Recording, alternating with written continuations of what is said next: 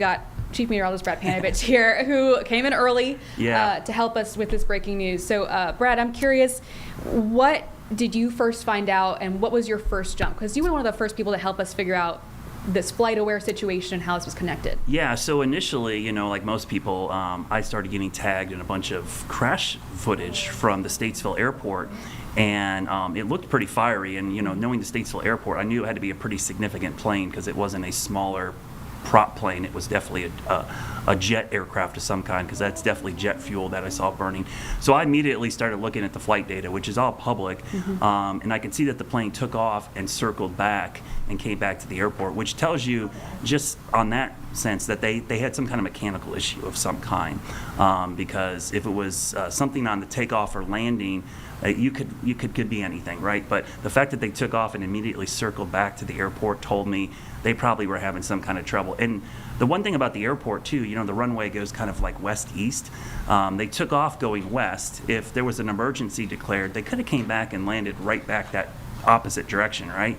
They actually were circling all the way back, coming in the normal approach, which means they had some control over the plane. They were actually able to fly it. But then as it came in, you're seeing the FlightAware data that I pulled up. I'm actually going to pull it up here in a minute. You could see that even though the debris is on the runway, Julie, it didn't really make it to the runway. There's a debris path through the golf course, and it looks like they clipped some trees, maybe a fence or something, and then that's where the plane ended up, which tells you they were losing power. And so all the reports that I heard from the radio traffic was they reported engine trouble. So there's 2 engines on this aircraft. It is certified to fly with just one, but it's a lot harder.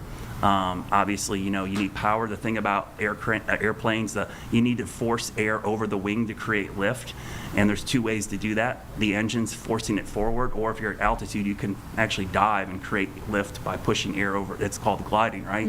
But when you're close to the ground, the only thing that creates lift for you is the engine. So the fact that they were close to the ground and had one engine probably contributed to the fact that they didn't have enough power maybe to get all the way to the runway. So that's kind of speculation, but that's just based on the flight data. You can kind of see the flight data they took, and unfortunately, the fiery crash is always the worst kind of crash that you see, because you always worry about people being able to get out of that one, and we know there are at least confirmed fatalities. We don't know who, as you've been doing a great job saying we know who owns the plane, but that doesn't tell you who's on the aircraft. It's like I was telling my friend, I said, I own my car, but my son and my wife drive it. So just because I own it doesn't mean I was in it at the time there's a crash. So you always got to be very careful about who's on the plane versus who owns the plane. Exactly. And I know that I'm gonna repeat myself probably for the next 3 hours, but I